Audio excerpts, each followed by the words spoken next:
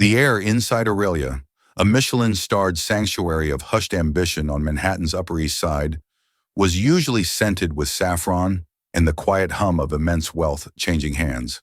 Tonight, it reeked of impending doom. The source was a man whose stillness was more terrifying than any shout, seated at the prime corner table overlooking Central Park. Alessandro Valenti was not a man accustomed to disappointment. As the head of Valenti Legacies, a global empire built on old-world Italian craftsmanship and new-world ruthless acquisition, his world was one of precision, perfection, and absolute control. His face, a study in Roman statuary with eyes the color of ancient slate, was currently a mask of cold, concentrated fury. The target of this silent tempest was the restaurant's general manager, a man named Gable who looked as if he was about to have a coronary event in his $1,000 suit. Inexcusable, Alessandro's voice was a low vibration, yet it seemed to suck all the sound from the cavernous dining room. He didn't speak loudly. He didn't have to. His power was gravitational, bending the room to his will. This is not merely a stain. It is a symbol of catastrophic carelessness. On the pristine white tablecloth, a splash of deep crimson wine, a 1982 Sassicaia, poured by a trembling sommelier, marred a set of architectural schematics. To anyone else, it was an accident, a dry cleaning bill, and profuse apology. To Alessandro Valenti, on this night, it was the final, unforgivable insult in a week forged in hell. He had just come from a press conference where his lifelong rival, a corporate predator named Richard Sterling, had publicly and venomously questioned the authenticity of the Valenti family's most prized possession, a legendary violin collection. The schematics were for a new Philharmonic hall, his answer to Sterling's slander, a temple to the very legacy Sterling sought to tarnish. And now they were bleeding. Gable was sweating through his starched collar. "Mr. Valenti, I am mortified. We will, of course, cover any and all costs. The meal naturally is on the house. We can have a courier retrieve fresh copies of your documents immediately." "Costs?" A short, brutal laugh escaped Alessandro's lips. It was a sound devoid of humor, a shard of glass in the opulent silence. "You think this is about money?" He pushed his chair back, the legs groaning against the polished mahogany floor. The sound was like a gunshot. Across the room, conversations faltered. Forks froze halfway to mouths. Two impeccably dressed men, who had been sitting at a nearby table, materialized at Alessandro's side. They were not waiters. "This is about a promise," Alessandro continued, his voice dropping to a near whisper, which was somehow more menacing. "The promise of excellence, a promise you have broken. We are leaving. My business here, and in any establishment associated with this one, is concluded." Panic, pure and undiluted, washed over Gable's face. Alessandro Valenti walking out wasn't just a lost customer. It was a death sentence in the world of New York's elite. It was a story that would be whispered in boardrooms and at charity galas. A black mark that would never fade. It was in that supercharged moment, as the billionaire turned his formidable back on the room, that Amelia Rossi moved. They called her Mia, 22 years old, with eyes that held the quiet, weary depth of an old soul, and hands that, despite their endless polishing of silver, were calloused in ways no waitress's hands should be. She was supposed to be invisible, just another part of the scenery, clearing plates from the adjacent station. She had heard every word, felt the crushing weight of Alessandro's rage. Her training, her every instinct for survival, screamed at her to stay down, to let the manager be sacrificed. She had her own mountains to climb, a mountain of debt left by the grandfather who had raised her, a mountain of grief that still felt insurmountable. Her life was a fragile ecosystem that couldn't withstand a ripple, let alone the tsunami that was Alessandro Valenti. But she had seen something the others had missed. It wasn't just the wine stain on the paper. Beneath the rage in Alessandro's eyes, she saw a flicker of something she knew intimately. It was the hollowed-out pain of a man defending a legacy, the ghost of a beloved elder in his gaze. More than that, her sharp, detail-oriented eyes, trained from childhood to see the subtle grain in a piece of maple or the curve of a violin scroll, had noticed the schematics. She recognized the acoustic paneling design, the specific curvature of the concert shell, and she knew, with an instinct born of wood and varnish and gut, that it was fundamentally wrong.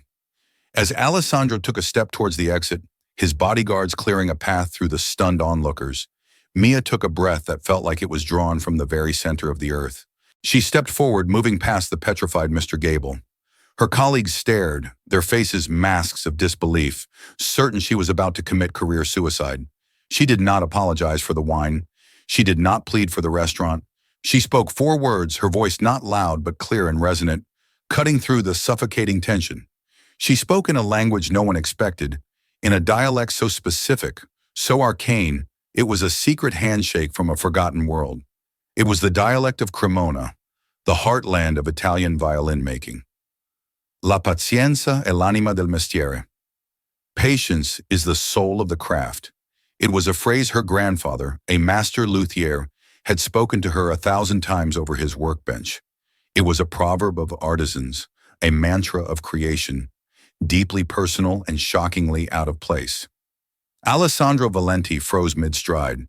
His entire body went rigid, his shoulders tightening under his tailored jacket. It was as if the words, spoken in the flawless, musical cadence of his own grandfather's workshop, by a voice he'd never heard, had struck a hidden tuning fork deep within his soul. A New York waitress speaking Italian was improbable.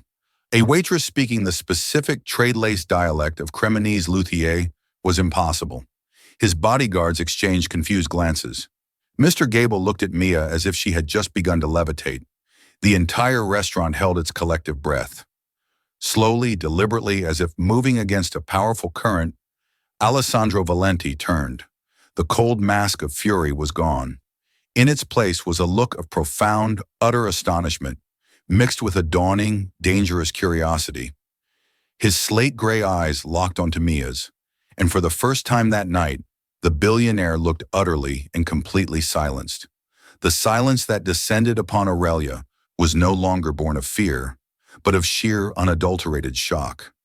It was a vacuum, waiting for the universe to decide what came next. For Mia, pinned by the full force of Alessandro Valenti's analytical gaze, it felt like standing at the edge of a cliff. The initial fury in his eyes had been like a wildfire, hot, destructive, but understandable. This new look was colder, more penetrating, like a geologist examining a strange and impossible fossil. "What did you say?" he commanded. His voice was quiet, stripped of its earlier rage, but it now carried the weight of his absolute focus. Mia's heart hammered against her ribs, a frantic, trapped bird. A part of her brain, the logical, self-preserving part, was chanting a litany of failure. "You overstepped. You're fired. You'll be blacklisted." But another part, the part that smelled of pine varnish and remembered the gentle strength in her grandfather's hands, held her firm. She met his gaze without wavering, a small act of defiance that the cowering Mr. Gable had not managed all evening. "I said," she repeated, her Cremonese dialect just as fluid, just as authentic, "La pazienza è l'anima del mestiere." "Forgive my impertinence, sir. I only meant—" The anger I saw did not seem to be about the wine. It looked like the frustration of a master craftsman whose work has been desecrated. It was a gamble, a stunningly intuitive leap. She hadn't just translated the proverb, she had interpreted his soul. She had looked past the billionaire and seen the artisan, the protector of a legacy. One of Alessandro's aides, a sharp-featured young man named Marco, took a half-step forward. "Signor Valenti." Alessandro raised a single elegant hand, silencing Marco without a glance. He closed the distance between himself and Mia, his presence so immense it felt like the temperature in the room had dropped. He ignored Gable completely, as if the manager had ceased to exist. "Where did a waitress in New York learn to speak like a luthier from Cremona?" he asked, his English perfect but now colored with the faintest trace of his native tongue. "That is not an accent you learn from a textbook." "My grandfather was from Cremona, sir," Mia answered, her voice regaining its steadiness. "Benito Rossi. He was a luthier. He raised me." The name fell into the silence. To most it would mean nothing. But in the rarefied world of high-end stringed instruments, the name Benito Rossi was spoken with reverence. He was not as famous as the ancient masters, but he was a legend among those who knew, a genius of restoration, a man whose hands could coax the original voice from a centuries-old piece of wood. Alessandro's expression shifted again. The astonishment deepened into something else. Recognition. Benito Rossi was your grandfather? I met him once years ago. He restored a Guadagnini for my father. A remarkable man, a true artist. He was no longer looking at a waitress. He was looking at the heir to a name he respected, a living link to a world he held sacred. The carefully guarded walls he maintained between his brutal corporate life and his family's artistic soul had been breached by 4 simple words and a shared memory. He studied her face, truly seeing her for the first time. He saw the exhaustion etched around her eyes, but also the fierce intelligence within them. He saw the determined set of her jaw, a trait he recognized from her grandfather. In a world populated by sycophants and flatterers, her quiet, unadorned dignity was as startling as her dialect. He made a decision.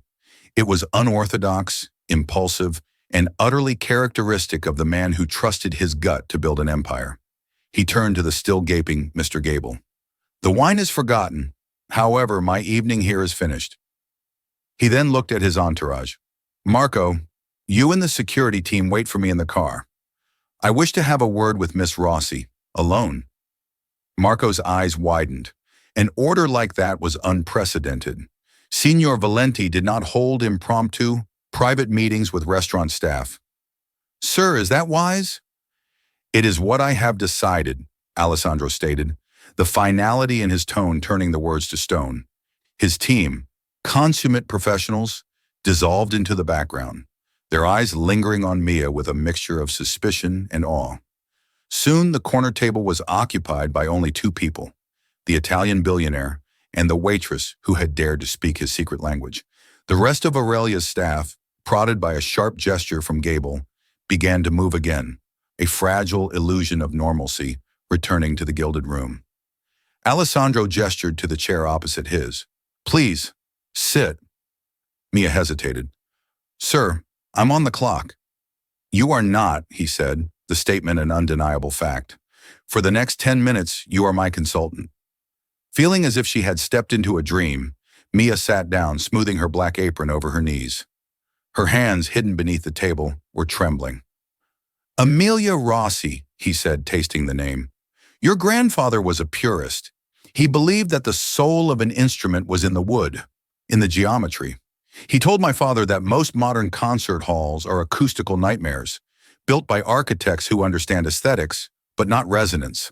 He nodded toward the wine-stained schematics on the table. Looking at these plans, what would Benito Rossi say? This was the test. Not just an offer born of whim, but a challenge. He was asking her to prove that she was more than just the echo of her grandfather's voice. Mia's heart steadied. This was a world she understood. This was the language of wood, varnish, and sound waves. She leaned forward, her earlier fear replaced by a focused intensity.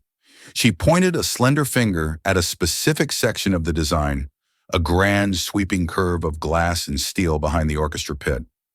He would say this is beautiful, but it will kill the sound, she said, her voice confident.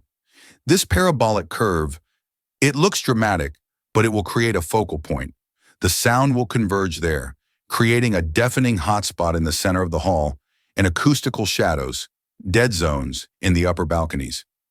The basses will sound muddy, and the violins will sound thin, like insects. She traced a line on the paper. The wood specified for the paneling is a West African zebra wood, visually stunning but too dense. It absorbs the higher frequencies. It has no life. My grandfather would have used Balkan maple, the same wood used for the back of a cello. He always said, you must build a concert hall like you build a violin, a box that breathes sound. She sat back, her analysis complete. She had just critiqued a multi-million-dollar design from one of the world's top architectural firms with the simple, unwavering logic of an old-world craftsman. Alessandro was silent for a long time, his eyes moving from the schematics to her face and back again. The last vestiges of skepticism in his expression were burned away, replaced by a glint of profound respect. The man who had been sabotaging him, Richard Sterling, fought with spreadsheets and hostile takeovers. He dealt in the cold, hard language of money. Alessandro realized in that moment that to fight a man like that, he needed a different kind of weapon. Not another lawyer or banker, but someone who understood the soul of what he was trying to protect. He stood up, a new energy radiating from him. My company is currently in a fight to acquire the legendary D'Este Quartet, four of the finest instruments ever made by Guarneri del Gesù. My rival, a man with the soul of a vulture, is trying to block the acquisition and, in the process, discredit my family's entire legacy in the art world. He uses numbers and loopholes. He does not understand what you understand. He pulled a card from his wallet. It was thick, cream-colored stock, bearing only his name and a private number in stark, elegant engraving. I find myself in need of a consultant, he said, his tone shifting from personal to professional with breathtaking speed. Someone with a unique perspective. The work will be demanding. The stakes are considerable. But the compensation would ensure that neither you nor the memory of your grandfather will ever have to worry about debt again. Mia stared at the card, then at him, her mind reeling. This was impossible. A job offer from the man whose fury had silenced the city's most powerful dining room just minutes before? What? What would I be doing? You would be my secret weapon, Alessandro said, a faint, predatory smile touching his lips for the first time. You would look at our strategy, our acquisitions, our designs, and you would tell me where the soul is missing.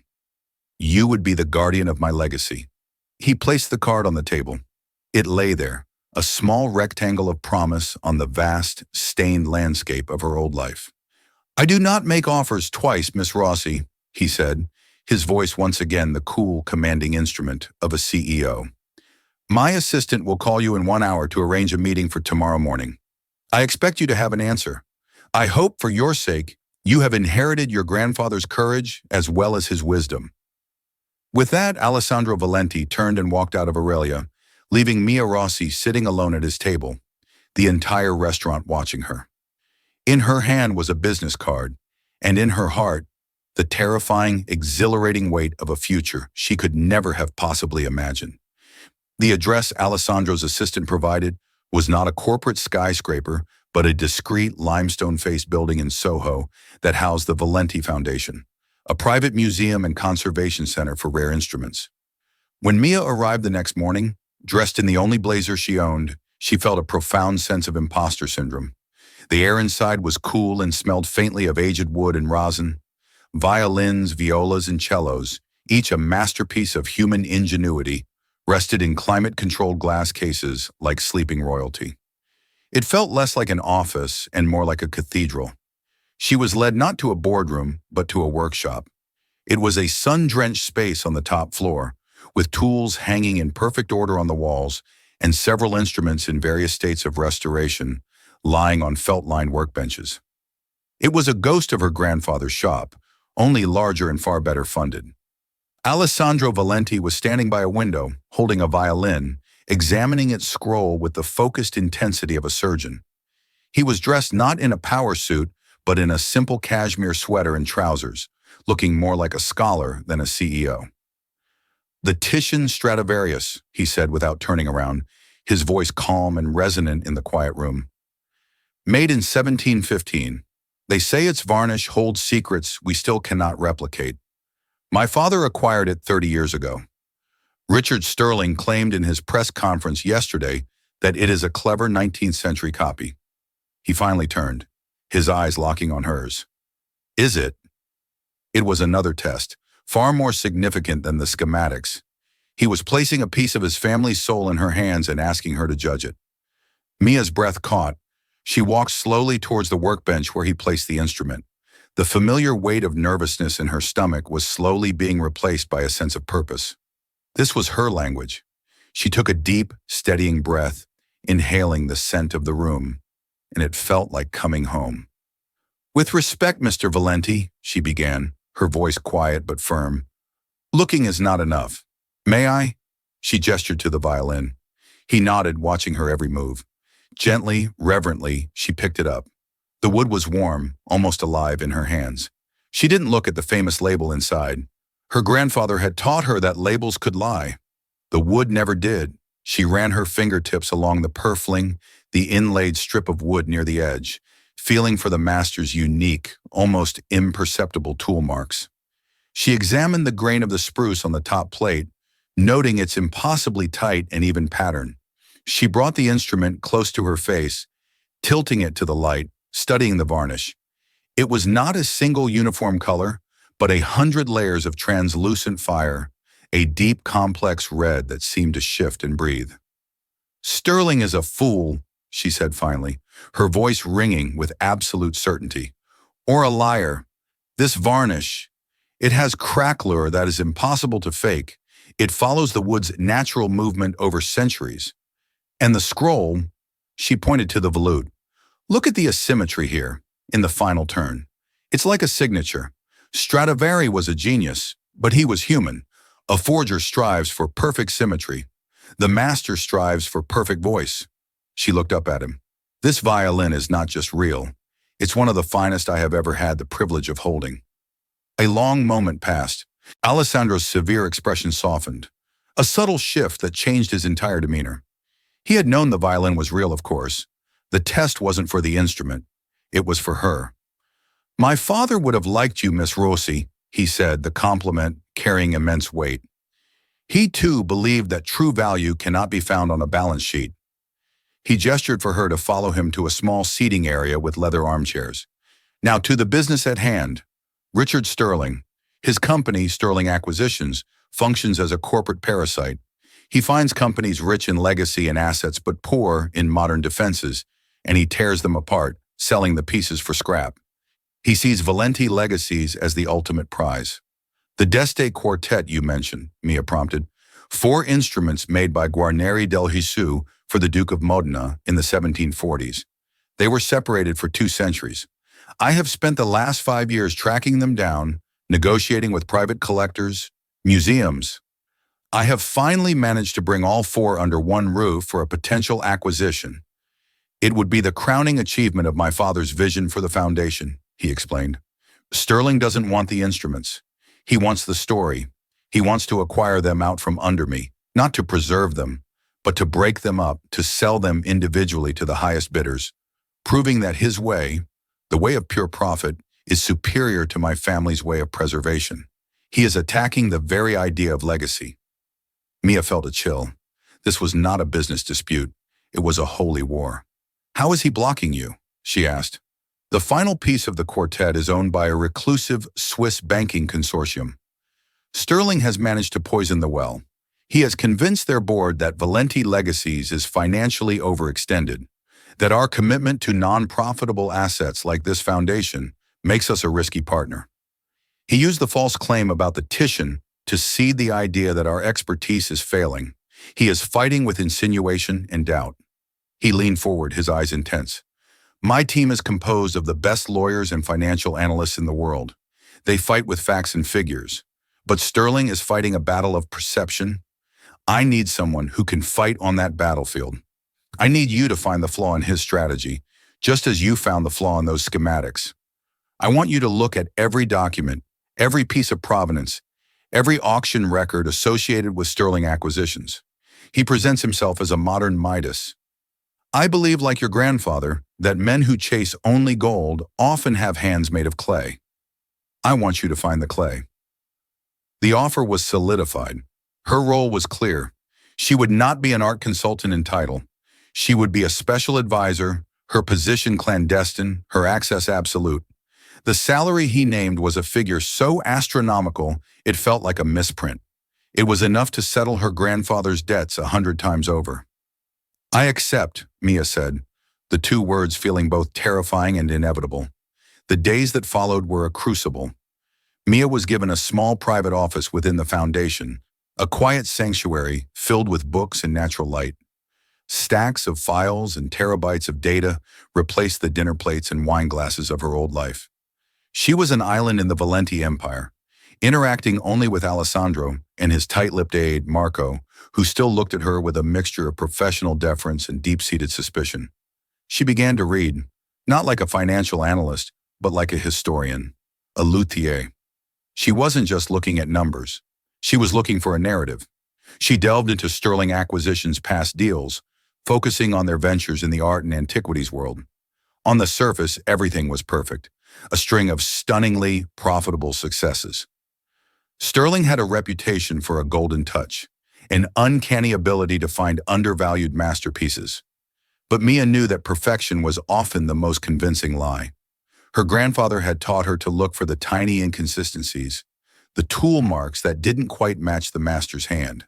She started cross-referencing auction records with scientific reports on pigment analysis, wood dendrochronology, and varnish composition. Weeks blurred into a grueling routine. She worked late into the night, fueled by coffee and a growing obsession. Alessandro would often find her there, surrounded by a sea of paper, and they would talk. He spoke of his father, a man of immense passion who had struggled to reconcile his love for art with the cutthroat demands of the family business. Mia spoke of her grandfather, of his unwavering belief that an object made with integrity possessed a kind of soul. A bond formed between them, forged in the quiet hours of the night, a shared understanding that they were fighting for something more than money. One night, buried in the archives of a minor German auction house from a decade prior, she found it. A tiny crack in Richard Sterling's perfect facade.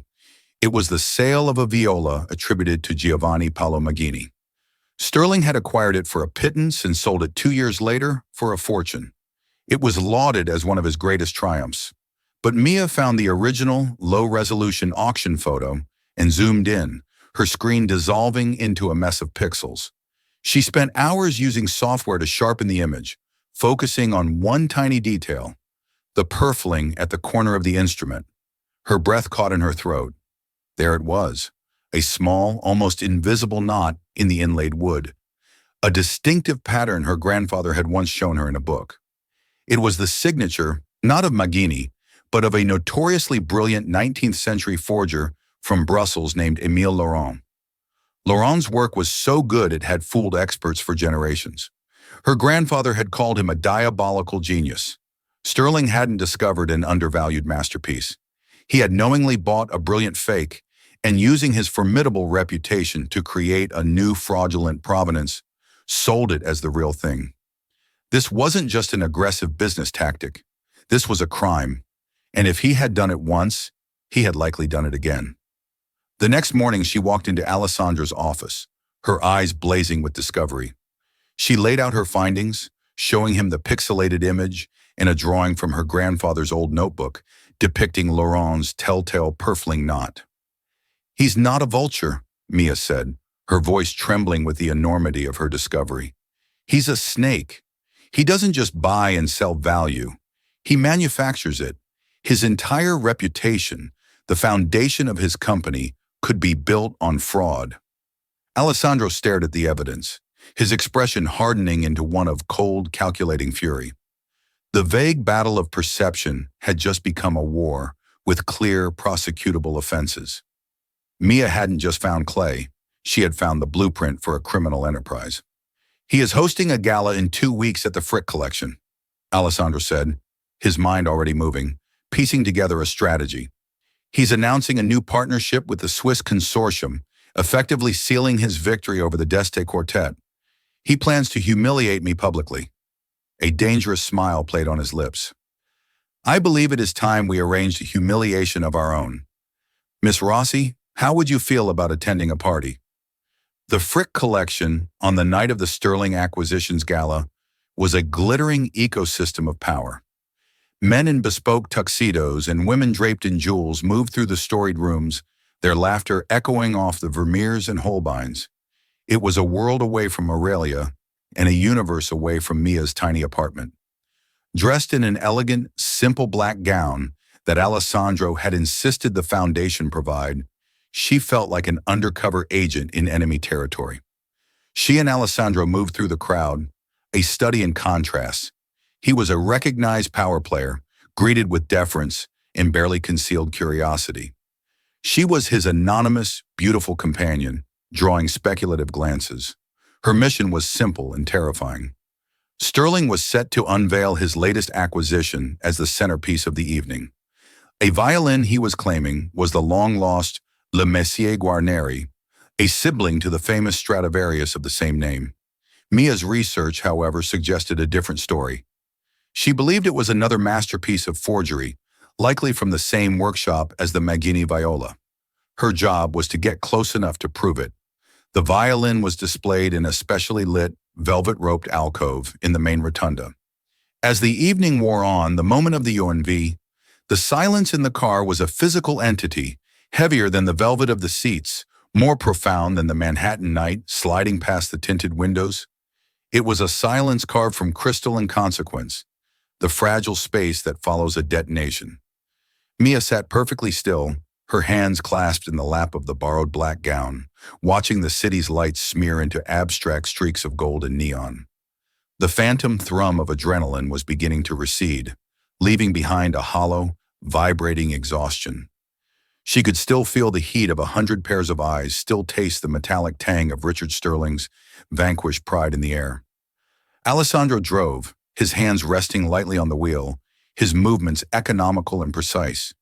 He hadn't spoken since they had left the chaotic tableau at the Frick, since he had guided her through the maelstrom of whispers and shattered reputations. His profile was etched against the city's glow, a study in controlled force. The fury he had displayed at Aurelia felt like a lifetime ago. What remained was a deep, formidable calm, the stillness of a sea after a storm. "Are you all right, Amelia?" he finally asked, his voice a low timbre that didn't disturb the quiet so much as become a part of it. Mia turned her head, the motion feeling slow and deliberate. "I'm not sure what I am," she confessed, her voice barely a whisper. "I feel like I just walked off the edge of a building and haven't hit the ground yet." He offered a rare, faint smile, though it didn't quite reach his eyes. "I would say you learned to fly. What you did in there, it was not just an act of expertise, it was an act of profound courage." Courage. The word felt foreign. She hadn't felt courageous. She had felt terrified, then incandescent with an anger that was not entirely her own. It was her grandfather's anger, the righteous indignation of a true artisan against a charlatan. "He called my grandfather a woodworker from a village," she murmured, the memory of the insult still a fresh sting. "He didn't understand. The village was Cremona. The wood was his life." "And you made him understand," Alessandro said, turning onto a quiet, tree-lined street. "You did not fight him with numbers or legal threats. You defeated him with the truth. There is no more elegant or more brutal weapon." He pulled the car to a smooth stop, not in front of her modest apartment building, but before the limestone facade of the Valenti Foundation. The building was dark, save for a few soft security lights that made it look less like a museum and more like a sleeping temple. He killed the engine, and the silence returned, now charged with unspoken questions. "I cannot take you home," he stated, turning in his seat to face her fully. "Not to your old home. By morning, your name will be connected to the Sterling implosion. The press will descend. Your life, the one you had yesterday, is gone." The words landed with the chilling finality of a judge's gavel. The ghost of her old life, the early mornings, the smell of burnt coffee, the constant grinding worry about bills, was already fading, and she felt an unexpected pang of grief for its familiar hardships. "What happens now?" she asked, the question hanging between them, vast and terrifying. "Now," Alessandro said, his slate-gray eyes holding hers, "we begin to build." The days that followed were a disorienting blur of managed chaos. Mia was housed in a discreet, elegant suite affiliated with the foundation, a world of crisp linens and silent, efficient service.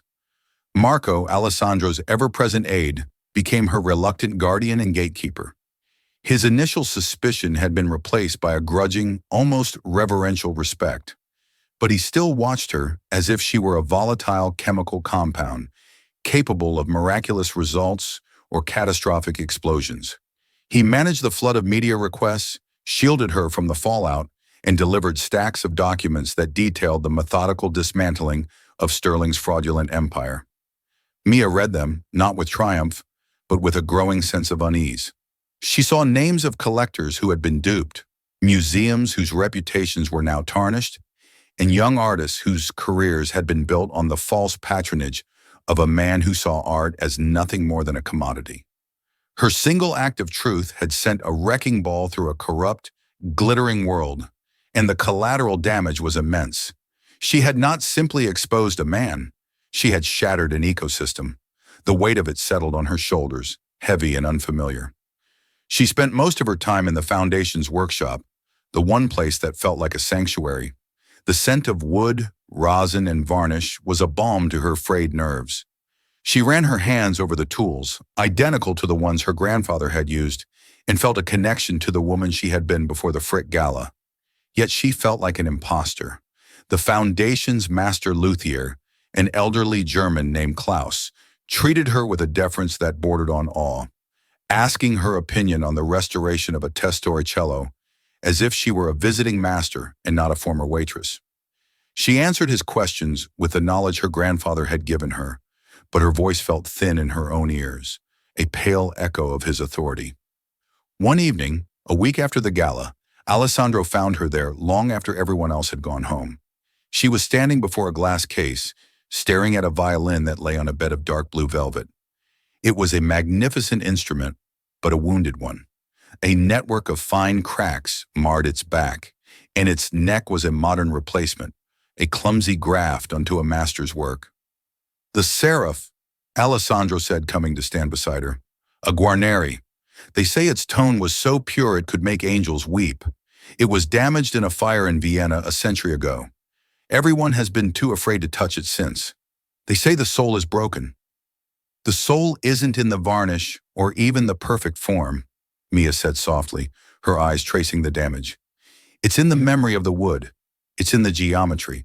It's wounded, not broken. It could be saved." "My father thought so," Alessandro said quietly. "He acquired it 20 years ago. It was his greatest hope and his greatest failure. He never found a luthier he trusted enough to attempt the restoration. He said it required not just skill, but a kind of faith." He turned from the violin to look at her, his gaze intense. "I have spent the last week with my legal team. We have finalized the acquisition of the D'Este Quartet. We have navigated the financial markets. We have done what my company does best. We have conquered. And it feels insufficient." He gestured around the quiet, hallowed space. "This is the heart of the empire, Amelia. Not the boardrooms, not the stock tickers. This, the legacy my grandfather, a cabinet maker from Naples, began. The passion my father nurtured. Sterling almost destroyed it, not by outbidding me, but by trying to convince the world that this heart was worthless. A liability." He paused, and the weight of his next words filled the room. "I am offering you a position, but the title, Director of Acquisitions, Special Advisor, whatever we call it, is meaningless. What I am truly offering you is a role. I want you to be the guardian of this heart. You will have a budget that will seem limitless. You will have a team to command. You will answer to no one but me. Your task will be to seek out, protect, and restore the beautiful wounded things of this world, like the seraph. You will not just be my secret weapon, you will be my conscience." Mia stared at him, her mind reeling. This was more than a job. It was a coronation. He was offering her a kingdom. The thought was both exhilarating and suffocating. "Why?" she asked, the single word encompassing a universe of doubt. "Because I exposed Sterling? That was one night. I'm not like you. I don't know how to command teams or manage budgets. I know wood. I know the shape of a perfectly carved F-hole. That's all." "That is not all," he countered, his voice firm. "You see the truth. In a world built on artifice, that is the rarest and most valuable skill of all. I can hire 100 people who understand budgets. I have found only one who understands the soul of the craft. My father's mistake was in thinking he had to separate his passion from his business. He built a wall between this place and the rest of Valenti legacies. I am tearing down that wall. I want the integrity of this workshop to inform every decision we make, from building a concert hall to acquiring a tech company. You will be the architect of that integration. You will teach us to see." She looked from his unyielding face to the broken violin in its case. The seraph, a thing of immense potential, shattered by circumstance, waiting for a hand with enough faith to make it whole again. She was terrified. The scale of his vision, of the trust he was placing in her, was beyond anything she had ever imagined for herself. The mountain of her grandfather's debt seemed like a small hill compared to the Everest of this new responsibility. But in that fear, there was also a flicker of something else, a fierce, rising sense of purpose. Her grandfather had given her a gift, a fire, as Alessandro had called it. She had spent her life shielding it, keeping it small and safe, using it only to warm her own hands. Now she was being asked to let it blaze, to use it as a beacon. To refuse would be a betrayal of his memory far greater than any unpaid debt. "There are conditions," she said, her voice stronger now, surprising herself. Alessandro raised an eyebrow, a glint of respect in his eyes. "I'm listening." "I want to build a school," she said, the idea forming as she spoke. "A perfect, crystalline thing. Here, within the foundation, not just for restoration, but for creation. We'll find young people, kids with talented hands and a fire in their hearts, who would never get a chance otherwise. We'll give them scholarships. We'll teach them the old ways. We can't just be guardians of the past. We have to build the future. It will be named after my grandfather, the Benito Rossi Institute." Alessandro's severe expression softened completely, replaced by a slow, spreading smile of genuine admiration. It transformed his face, erasing the ruthless CEO and revealing the passionate protector beneath. "That is not a condition, Amelia," he said. "That is an improvement upon the plan. It is brilliant, and it is yours to build." He extended his hand. It was not the gesture of a billionaire offering a contract, but of a partner sealing an alliance. Mia looked at his outstretched hand, then at her own, which still felt more accustomed to the weight of a serving tray than the fate of an empire. She took a deep breath, the scent of aged maple filling her lungs, and placed her hand in his. His grip was firm, warm, and absolute. It felt like an anchor. The year that followed was one of meticulous, painstaking construction.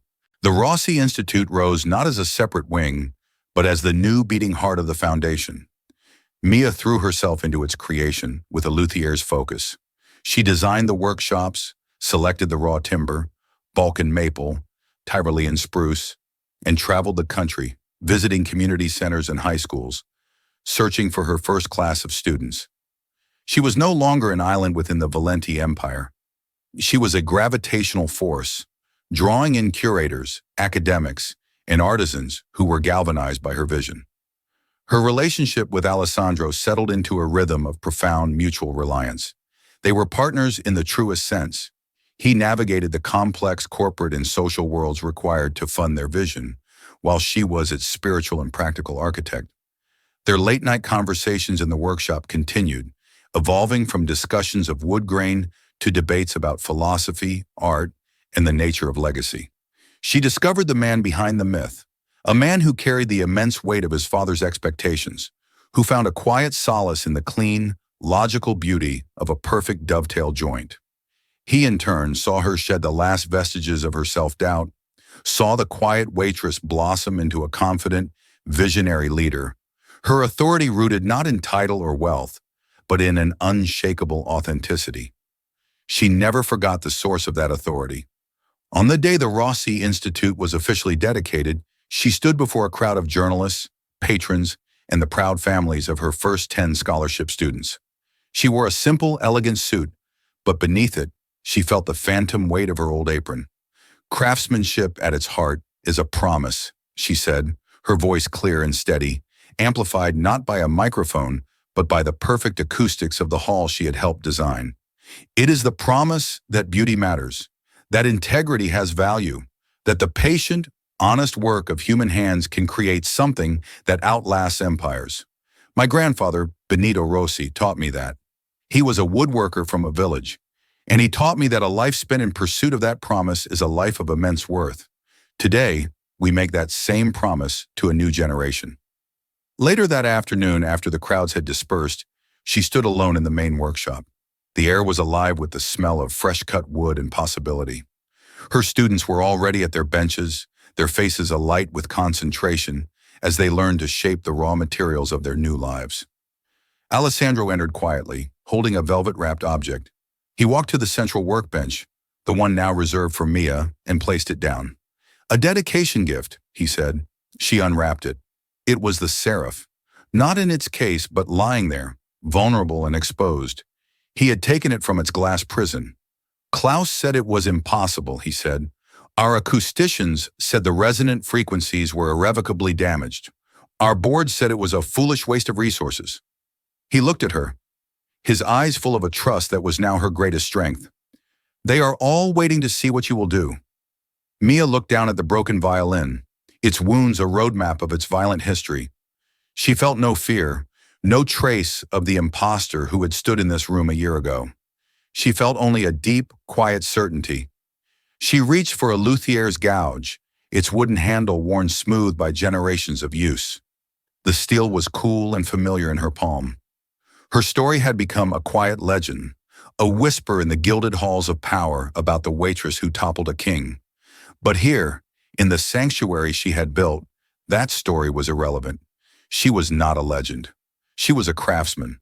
Her legacy would not be written in headlines, but in the slow, patient restoration of broken things.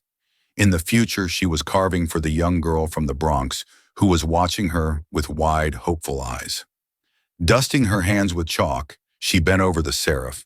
Her own reflection stared back at her from the fractured, beautiful wood. A woman made whole, not by the legacy she had inherited, but by the one she was now building with her own two hands. The work was just beginning.